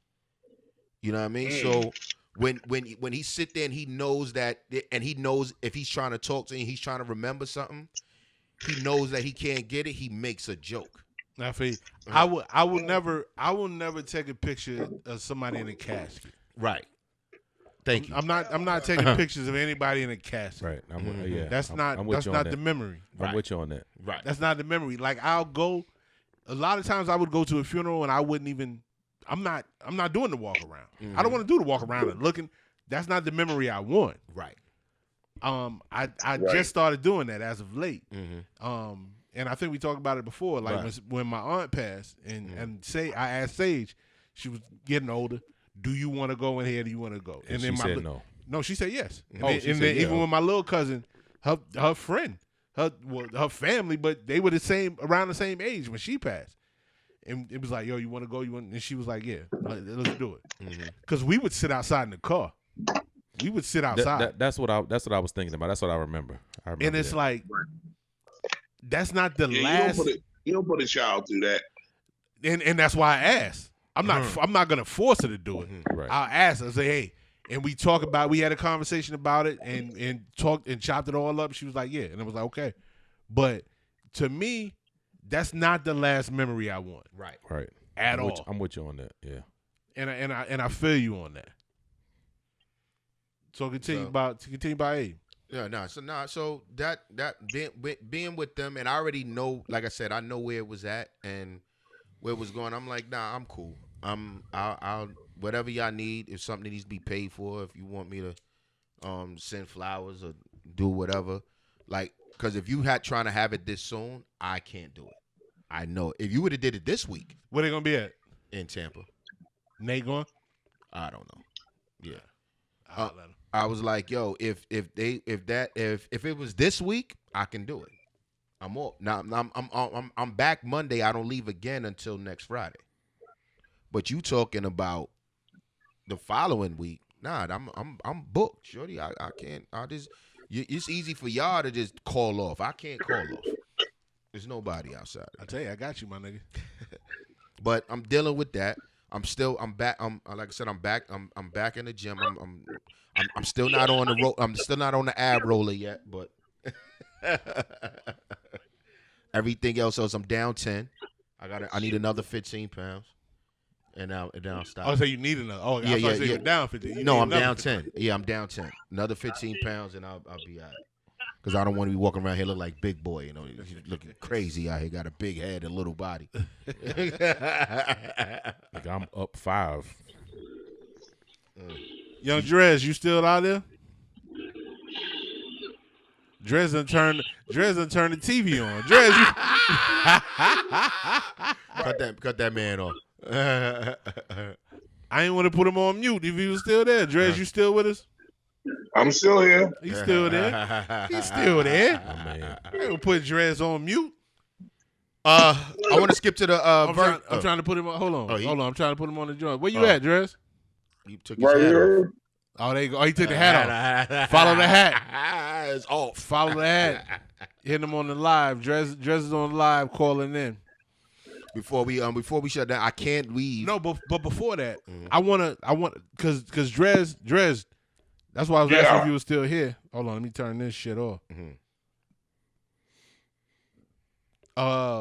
We talked about Dres, and we jumped straight in. Right, he went all the way in. Yeah, we jumped straight in, but we didn't get to get into Dres.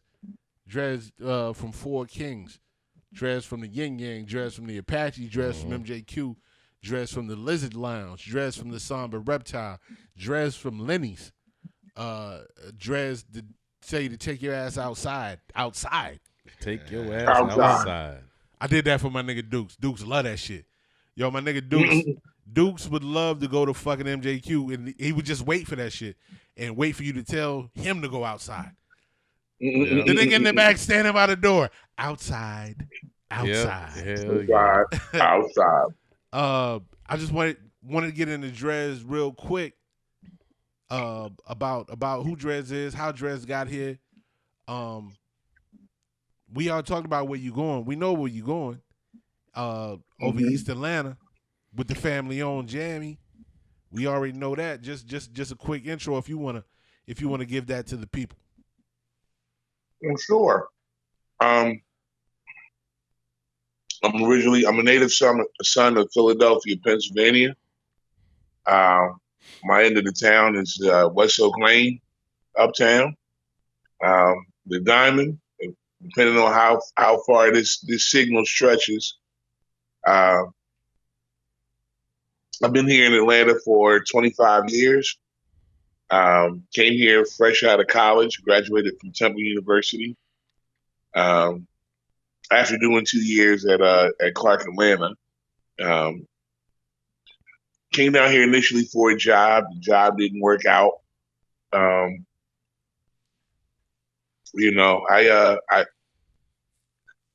instead of taking them to court, I just decided to go ahead and not look for another job and put my money on myself. Right. I'm from that generation. Right. Well, you graduated from Clark or from Temple? From Temple. From Temple. Got it. Yeah. Yeah. So, I found 7 other like-minded individuals at the time, and pretty much formed the entertainment firm. And in '97, that was Four Kings Entertainment. Not to cut you off, but Four Kings Entertainment, can we shout them out? Is that a thing? Can Sure. we do that? Okay. Of course. Shout out to Lady Trees. Right. Shout out to H-Rob. Shout out to Nickelback Shag. We won. Right. Shout out to Infinite. Shout out to Crime Uno. Shout out to Distant. And last but not least, shout out to the heart of our little family, DJ Ox. May he rest in peace. DJ Ox. October coming up. Mm-hmm. Indeed. October is coming up. So that pretty much that I guess you could call that my first act. That was from '97 to 2008. It culminated with the end of Mike Club. Yep. At Apache Cafe. Right. In all that time, I had put out an album called "Have Mike Will Travel." It's the first 100% human beatbox produced album in American hip hop. Why is this not on streaming media? Well, I didn't want it on streaming media. I'd rather put it in the Smithsonian. This nigga. Yeah, I am walking American history. And I want to say, like, nigga, fuck that. Put that shit up. But when you say it like that, it's like, oh, well, you might have bigger plans for than what I'm thinking. Right. I mean, I can I can tell you this much: B Price had NFT been a thing in 2000, it'd have been an NFT product. Nigga, if streaming media was a thing in 2000, a lot of things would Man. be different. But Right. I would say, Right. okay, if you want to do that and you want to go the Smithsonian route, can it be a streaming version and a Smithsonian version? Can they exist in the same? I was gonna ask that. Well, I can. Here's what I can do, and I'm glad that you started the conversation. So I could definitely say that the conversation started with B Price. There is a studio version and there's a live version of the album. We all know that. Let's go. What I can do is, I can take pretty much the best of both and put it together and put it out there as a streaming product. I have the project put together. The project is called The Grand Conductor, but it's not available on streaming platforms. Right. And I'll have to change that very quick because B Price said so. And one of the reasons I asked, because I kind of try to grab everything. I don't have this. Right. I don't have this, and I need this. Even if it ain't streaming, like, nigga, like, shoot me a copy. If you ain't gonna put it on streaming, like, yeah, fuck them niggas. Let me get a copy. I don't have it. I feel bad. I got you. I got the other shit. I got one of the other shits that y'all put out with. I think it had like First Team and the Grease Kids and all that shit. Yeah. But I don't have that. You know, I'm out here. Right. I'm out here collecting. Shout out to New Face. New Face. I'm gonna holler at New Face, see if he got it first. Okay. New Face might have it. That nigga got everything right now. He's killing them. I can't front. If New Face don't got it, it never happened. So I gotta get on that real quick. He's that nigga right now. Right. Like New Face is that. Larry Compton. Larry Compton is that nigga right now. With like and I love it. Everything with New Face, and I be looking at it and I be like, see, niggas is trying to shit on me for saving everything. This nigga New Face is out here killing the game. You gonna be the Quest Love. That nigga New Face, he's like the logo, the Quest Love, the fucking the Biz, the local Biz, all that shit.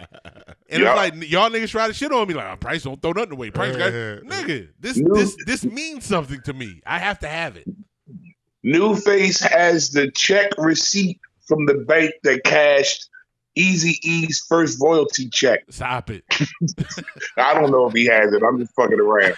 That nigga was in the studio when Uncle Luke said, "God, Bankhead." When he said Santa Claus coming. He was there. Yeah. Yes, sir. But at the height, I guess at the height of the Four Kings era, yes, we got to open for Kanye before Kanye was Kanye. We got to produce a lot of shows here in Atlanta and kind of help to form the live performance movement in Atlanta's hip hop underground. Right. Like I always say, still to this day, if I got it, we got it. Word. So and you say it and I believe it. Like, my nigga, I've been around, and as long as I've been around, you've been here. Since I've been here, you've been here, and I've seen you doing your thing, and everything that you've done around me and for me, I appreciate that. And I just want to put these motherfucking roses and lilies, roses and lilies and daisies. While I can smell it before COVID takes it away, right? All day, my nigga. And the thing, one thing too, like seeing you and I see you out now. Like when niggas see each other, be like, oh, you see, and there's this embrace.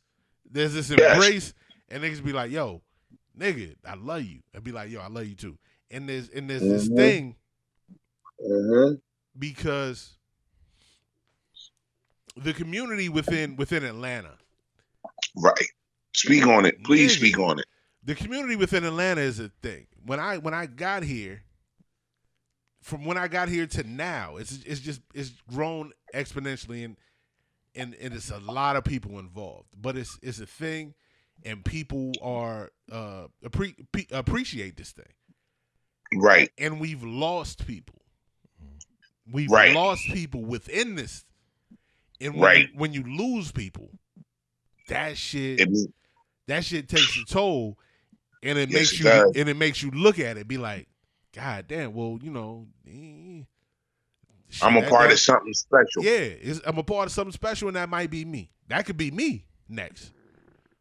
Motherfucking Jax passed 08. He didn't get to see Obama come in. And and when he passed, I was across the street from him when he passed, and I didn't go in. I was there. You were there. I didn't know you were there. If I knew you were there and I knew they were there, I went in. But I didn't know that they were there. When I went to the door and I said, yo, what's happening tonight? Niggas told me something else. And I was like, yeah, I'm all right. And I went back home. And my daughter, who was just born some months before, was at the house. And I went back to the house. Because I was like, I don't know who in there like that. Let me just go to the crib. I went home, cut my phone off, and the next morning, shit was pandemonium. Right. But the community, we've lost people. And even before that, with Ox, we've lost people. In understanding of what we build and what's happening, what we've done, nigga, it's a family. It's a family. Niggas say it's a community or whatever. It's a family. It is. As dysfunctional as it is at times, it's still a family. It's still a family. Yeah. Yep. But yeah. And real dark. Without gay.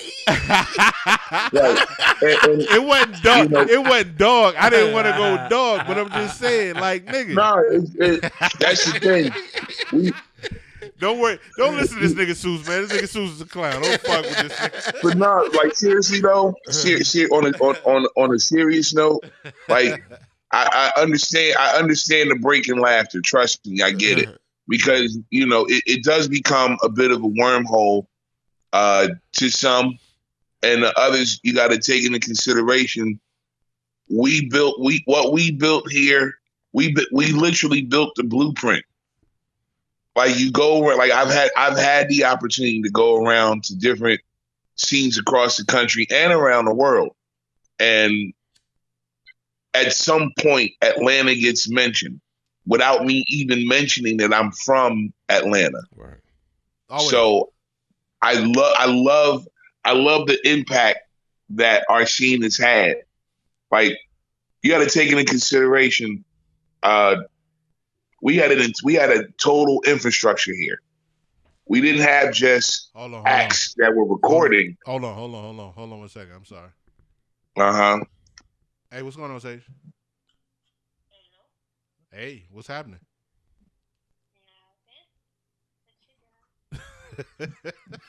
Oh, that's all you is. No, we working. I don't never get no shit like that. We doing this podcast right now. What's happening? What's wrong? Oh, okay. Hey, Sage. I was seeing this. I thought something was going on. You just wanted to call me?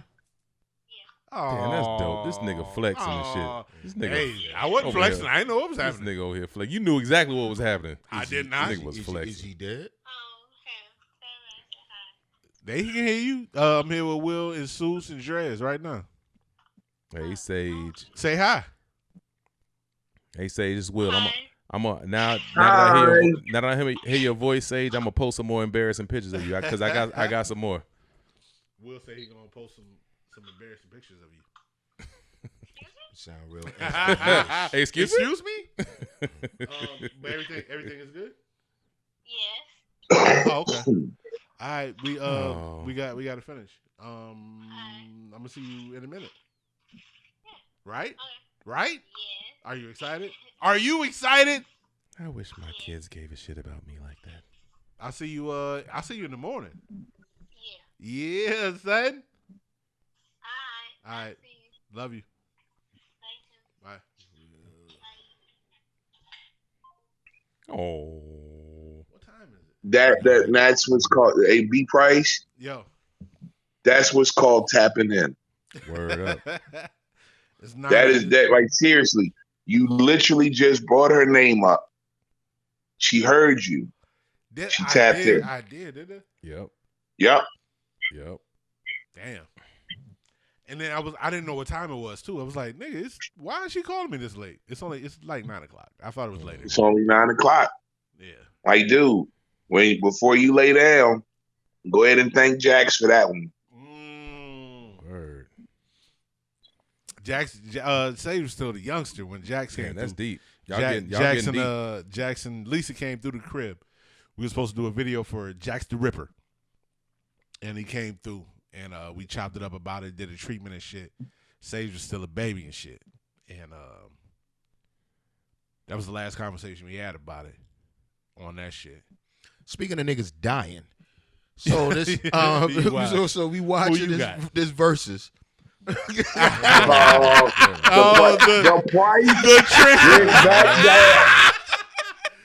transition. God damn.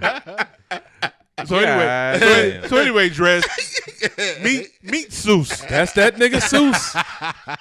Oh yeah, I'm familiar. I know. Trust me. I know who I'm talking with. I know. This nigga dying because we know what I'm saying. I don't want to keep us up later than we have to be, and I want to get to it. Let's do it. Let's talk about it. Let's talk about it. So you know what I'm saying, a couple episodes ago we talked about the verses that was coming up. Right. You know what I mean? With my man Illa and we was trying to choose, we was trying to see who was going to win or who was not. Young Illa was here. What up, Illa? I think Illa said Fat Joe. And I was like, he was fucking. Did he say Fat Joe? I don't know. I'm just saying. I gotta go back and listen. Yeah. I said Ja Rule. I don't think I made a pick, but I said that nigga didn't call Case, so it's a wrap. And, right, you said he's going to. I remember that. On there, he loses. Right. I said you ain't called Case, dude, living it up, nigga. But you out of here. But niggas thought it was going to be closer than what it was. I don't know. I don't know the niggas you talking about. Right. I knew it wasn't. I'm reading the internet because Fat Joe talking about yesterday's price ain't today's price, talking all that extra shit. You riding that wave. I knew for a fact that Ja had more hits than he had. Of course. And he was going to drag this nigga. Of course you did. Of course you did. Dude. And what we said, Fat Joe was thinking about Jadakiss and the locks. All day. Mm-hmm. And you thought that was going to translate. No, he overdid it. Yes. He overdid it. Right. He thought, he thought that was the thing. May I just interject for a second? Yes. Right. The problem here isn't the fact that the locks literally changed the entire format of verses, which is what they did in one single night, which was amazing, by the way. Indeed. The problem was, like you just mentioned, Fat Joe overdid it. The locks did it with just the locks. Right. If Fat Joe would have had enough material in the canon for him to just do it on his own, which he did not, it would have been amazing. Fat Joe, he wasn't even ready to perform without taking breaks. Right. I mean, not even taking the change clothes, bro. I mean, like, he couldn't even. He had to rely on the crowd for a lot of the time. Not even that. In the beginning, the first thing that I posted on the Book of Face was that his breath control wasn't there. Right. Right. Use the performance. Them raps. My point in so many up. words. Yeah. Right. My them point raps in so many beating words. them up. That was the first thing. The second thing that never left me since Pun died, the thing that never left me is when Joe said, "It's like I found Pun's rhyme book." Yeah. Never left me because you did. Because everything that you did after Pun died sounded like it was Pun. In my opinion. Okay. In my opinion, I could be wrong, but everything after Pun died sounded like. And the line is, y'all said I must have found Pun. Yes. Yeah. And it was like, yeah, nigga, you did. You did find it. And now you're reciting his raps. Fuck out of here, nigga. But Pun, but Joe, I never he always picked stellar beats. His beat picking was phenomenal. It's not Ross level, but it's decent. It is not Ross level, definitely not. But I don't know what it is about Joe that never set right with me. He would always like. I'll take it back.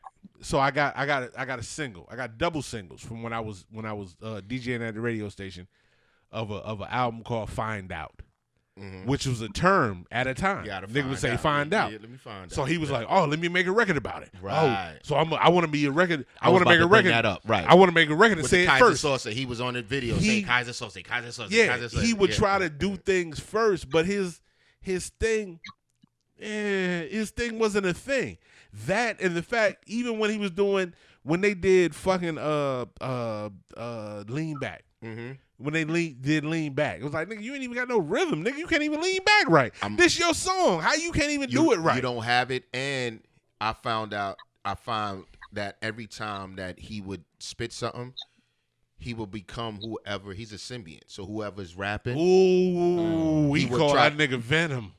He tried to rap like they were rap. So when Raekwon did the joint, he was on there. When he did the other shit that Diddy was producing. On some game shit. Yeah, you would rap with Game is the same way. Game is the same way, but Game does it a little better. Right. Game does it a little better than what Fat Joe does. He tried to be the gangster, and he became the fat gangster, and he was on the joint, and he had when Raekwon and it was spitting that other shit. That Don Cartagena shit. Don Cartagena. Don Cartagena. He tried to switch up because of that. He was around them niggas. Yeah. So wherever he's around, that's who he never his own the only shit that was closest to him was his first album when he did the Flojo. No, wait. We gonna go to Flojo. Wait. While Flojo, which doesn't translate to this. Hold on, I gotta look at the camera when I do this. Okay. On Flojo, the shit that bothered me on Flojo, when he was rapping, he was like, "And you know I got a flow," and he was rapping, and that nigga said. No, he did. He did. He did the chin wipe. Like there was a long bit of saliva coming out. Let me wipe my chin. And you know I got a flow. That always bothered me. I was like, what the fuck is you doing? And then when he spit his verse that was on the Digging in the Crate shit, and he tried to Big L is on that record. That's Big L record that he spit for. Yeah. Nobody knows that record but you, nigga. Yeah. He talking about, yo, don't disrespect Big L, nigga. That nigga Ja Rule. That was first of all, that was before Ja Rule was even doing records. I know that record. I know you do. And that's what Ja Rule said. He was like, nigga, you been rapping before me and after me, and you still ain't catch. But you still ain't catch me. So you spitting records, and even then, you was trying to rap like Diamond D on that joint. And when he did the other joint, what was it? The Khaled shit. The DJ. I don't even remember that. Nobody know verse. that. I didn't know his verse was on the record that was on there. They didn't even release your version.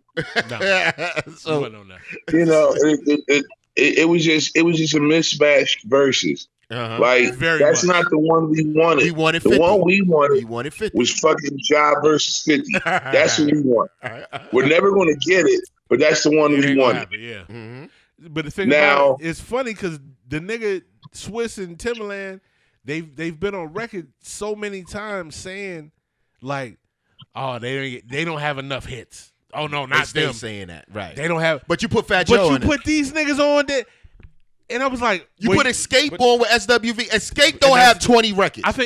I want to say it was Janet Jackson. Oh, he said Janet Jackson didn't have enough. Was it Janet Jackson? Wait, for who? I can't remember. I know it doesn't matter who it is. They say you want Janet. He said Janet Jackson didn't have enough. Yes. Was it Janet Jackson? It was Janet. Yeah, that's bullshit. he said it didn't have enough. But then he put on Escape and Fat Joe. And I was like, what the fuck are you doing? Well, you know what? Here's the thing.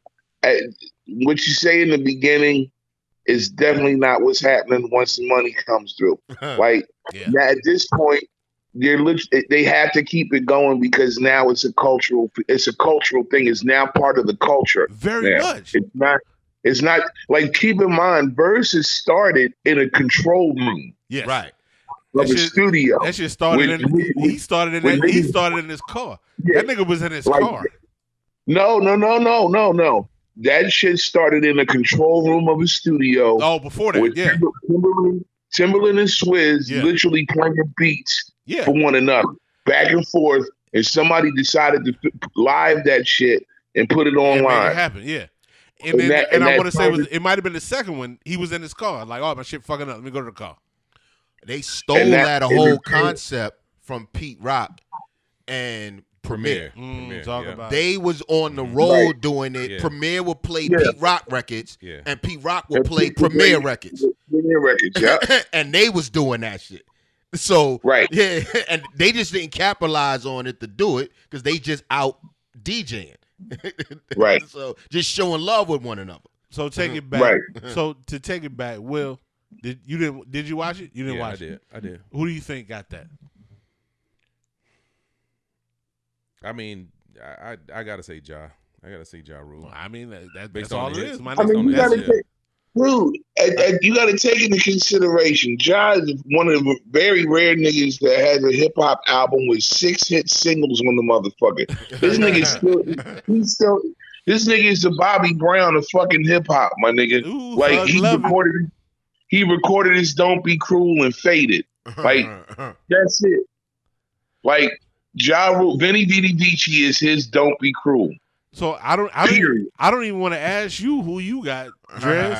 I mean, dude, on the real, I got neither one. I got neither one of them because it shouldn't have been. Like that shouldn't have happened. It shouldn't have happened. It shouldn't have been a thing.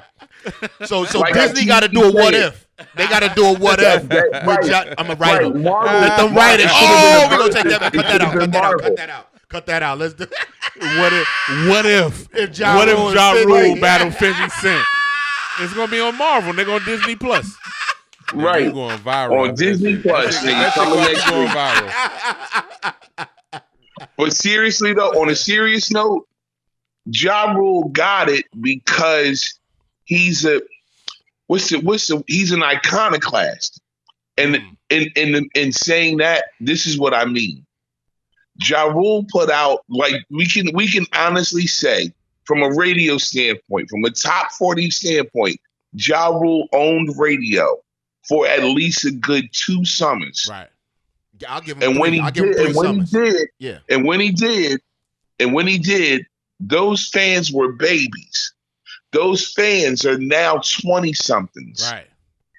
Those fans now dominate the social media space. As far as the streaming and social those media, fans were in the Garden. Yes. None of them niggas that listen to Khaled in Miami was in the Garden.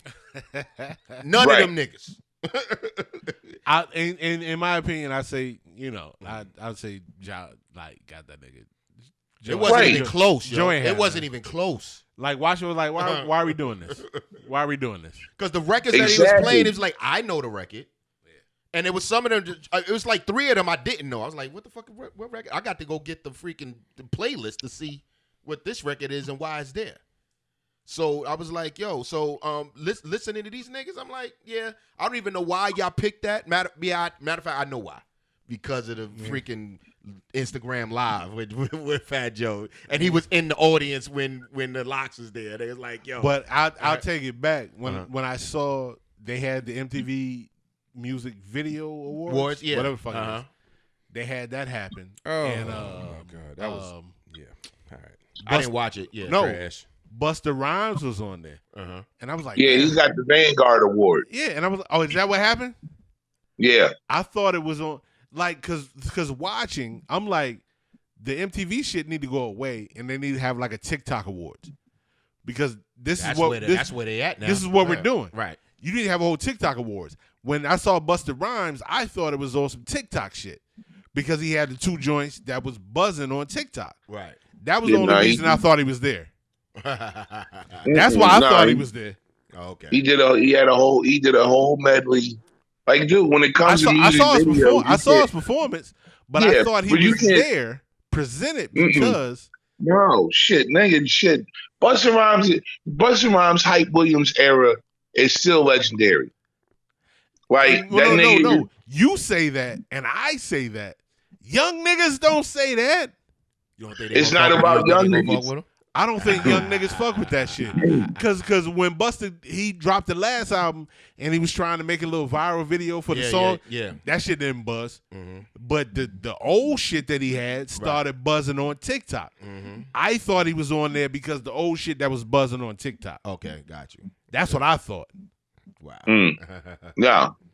Nah. Because So how about this? Here's the verse. There's literally two verses that I want to see.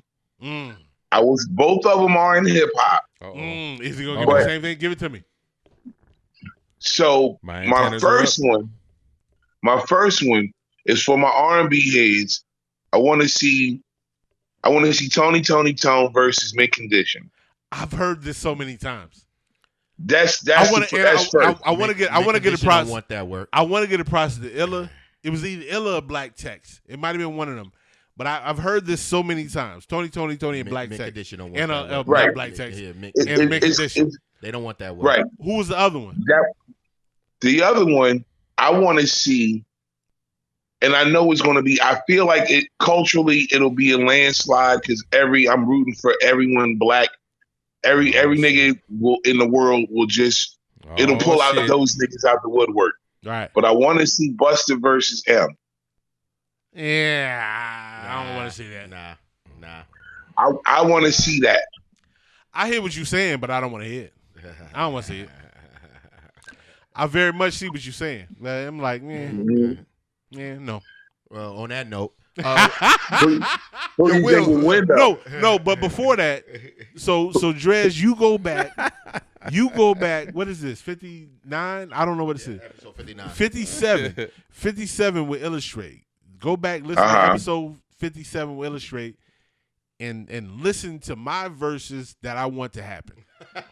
and I played some tracks. I didn't play all of them. I just played some tracks that I want to happen. Listen to that and then holler at me. Do you want to know? Do you want to know who it was? Yes. Yes. Andre 3000 and Jay-Z. No. We're not here for a debate. I'm telling you what it is. This is not a debate, my nigga. This is what it is. Andre 3000, Jay-Z. Go back, listen. Episode 57, and then holla at me. Okay. I got you. Okay. So here's my question: are we talking 3 stacks solo, or are we including? We talking about 3 stacks. Thank period. you for bringing that up. Period. Everything involved. Solo, it don't matter. In my presentation, I didn't play any. No, I played 2 Outkast joints. Joints. That was it. I didn't present any Outkast shit. Because if we would have got into the Outkast shit, that was a whole nother thing. But episode 57, holla at it, listen to it, holla at me. Young Walker, where can they find you? Hey, you can find me at the Owner's Box. As you know. Hold on, wait, that nigga harmonizes you. Yeah, you know, I'm trying, you know. Trying to sing it out, man. I've been okay. You know. I would take you up on that. Right? That's the only place. That nigga, wait, that nigga Will out here got the J Dilla donuts on these niggas. Hey, man, I wore this because I thought Dres was gonna be here. You know what I'm saying? You ever saw the video where they got that picture from? Yes. Yeah, that shit's dope. Yeah, that shit. That shit's real dope. Like look at him in his element. And he was there and he was laughing. And that was one of the things. And I wore this because I felt it. You know what I'm saying? And they captured that picture from that video. It was dope. I felt this when I was thinking Dres was gonna be here because I remember that one. Was that one time? Was that the Take Your Clothes Off remix video? I don't know. I just captured the GIF and I always saved it. I don't know where it's from. I don't remember because when I saw the video, it didn't have no audio to it. It was just like it was. It didn't have no audio. Because you saw the same GIF that I saw. Probably, yeah. But I is it GIF? Is it GIF or GIF? I don't know, man. I say GIF because because it's a G. Because I try to distinguish between GIF and GIF because I'm always giving out GIFs. Well, you saw it from the GIF that I saw. Yeah, but So anyway. but I wore it. I wore it because I thought Dres was gonna be here, and then I felt it because and Dres can be he's still here, here, and he is here to a certain. He is here, and I remember one of the times that I remember the most was when we were at MJQ, and I wanted to bring that up too. That was and it's funny, Dres, when I hit you, I said, Dres, you gonna fuck with it on Thursday? He was like, yeah. This nigga immediately sent me a picture of himself, and I'm like, why are you saying? It was like, this is what he does. It was like, okay, this is the picture you want to use. Boom, I got you. Right. So I got the picture. I was like, why are you sending me a picture of yourself? You want to advertise? This the picture, nigga. Don't use picture. no other pictures of me. This Right. The picture. Lord, please don't. Like, do not Google search Dres. No. Fuck This around is and the picture DJ of me. Dabs will show up. You know what I mean? Everybody with Dres the Beatnik will show up. You Google me. Yeah, because I saw So the we picture gonna and I see was that. like, why? I was like, nah, I got it. Okay. But it was I think that night it was man, who was DJing that night? What, MJQ? Yeah. It was Rasta Root. Rasta Root was there that night. Uh-huh. He was DJing that night, and he was doing a Dilla set. Word. And Dres was there. Uh-huh. And he was banging all these Dilla shits, and Dres was coming through the crowd at the time, which I had never seen that shit before. He was coming through the crowd, and he had the mic out. And while Rasta Root was playing J Dilla shit, he was holding the mic out to motherfuckers. And I was like reciting all the rhymes, and he kept putting the mic in front of me like, this nigga know all the shit. This nigga know all the shit. And that was like the night of my motherfucking life, man. So that was one of the shit I remember. But anyway, I wore that for that reason. But anyway, So just the owner's box. Where else can they find you? but yeah. I'm getting back to it. This nigga, man. No, but that shit reminds me of the first time that I went to a concert with my parents when we went and saw Jeffrey Osborne. That's your first one? Yes. Wow. Okay. I went. They may not have a babysitter or something, but we went to the concert with them to see Jeffrey Osborne, and that was when the Woo Woo song came out. And Jeffrey Osborne came through the crowd, and he put the mic in front of niggas, and they was like, I can woo, woo, woo. Everybody was going in. Everybody he put the mic in front of can woo, woo, woo. Did you do that? I didn't. He didn't get to us. But that reminded me of that, is what you was Word. talking about. Well, But where can they find you at? Brother Will Dres, Walker? I appreciate that. I appreciate that in the moment. It probably didn't, it was probably a small thing to you because I know you do your thing all the time, but that meant a lot to me, and that's why I'm giving you your flowers, because you gave a lot of moments to a lot of motherfuckers who you probably didn't even realize you did. So appreciate that, brother, and I look forward to many more. But getting back to what y'all said, yeah, you can find me at the Owner's Box on Instagram. You can find me at Will_Walker_007 at Instagram. You can also find me at 7willwalker@gmail. Email me if you got something to say, you got some complaints, you tired of me not saying shit, you think I look mad all the time, whatever you got to say that shit, send it to me in the email, and there it is. Walker. And I'm always gonna have that what we gonna call it? That malt liquor. That malt liquor. I won't say the name just yet, but I'm always gonna have that with me. So, cha-ching. Dres, where can they find you? #follow the hat. Follow the hat. Follow the hat. That's all Yep. you giving them? Well, I mean, it's easy because spelling my name is hard to people. Fuck that shit. I'll spell it out. I put it on there for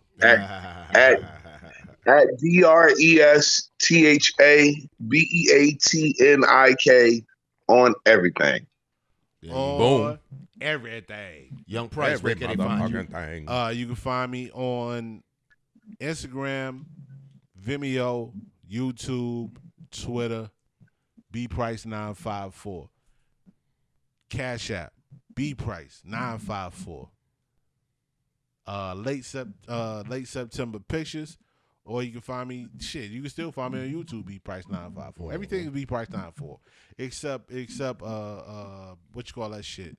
Facebook. That's my government shit. You can find me there as well. Where can they find you at, Seuss? Famous nigga. You can find me at Seuss the Connect on Facebook. I'm on Twitter at Seuss. I'm on Instagram at Seuss the Connect. Of course, you can find us at the Owner's Box Podcast on Instagram and YouTube, the Owner's Box Live.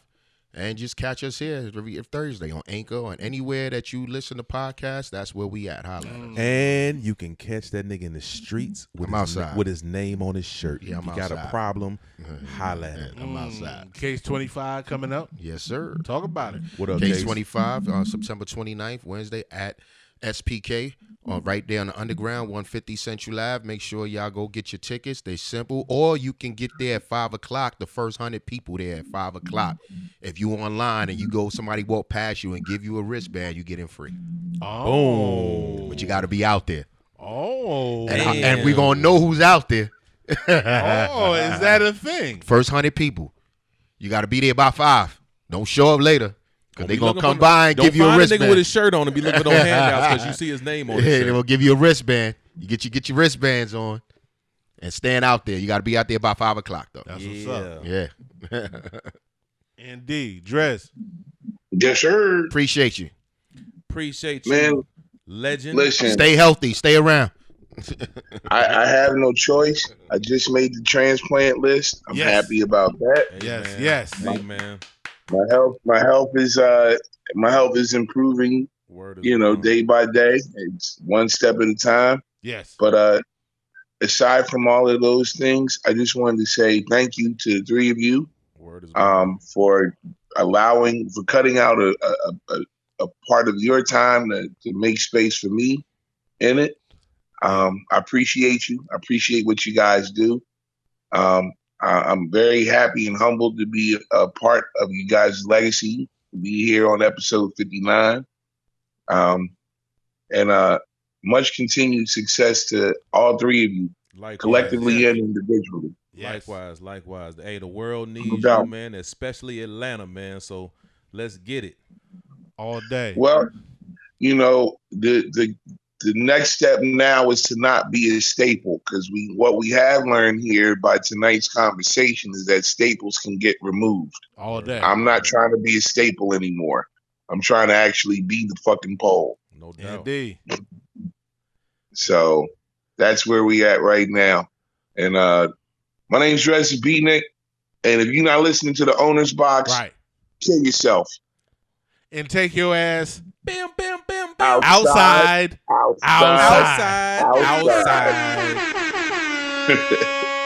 No doubt. Peace, y'all. Thank you. Peace. Yes. Thank you, brother. Love you. Love you too, man. Easy. The B, the Easy. E, the A, the T, the N, the I, the K. It's Dres the B.E.A.T.N.I.K. Hold up, the B.E.A.T.N.I.K. I told you about him. The B, the E, the A, the T, the N, the I, the K. It's Dres the B.E.T.N.I.K. Hold up, the B.E.T.N.I.K.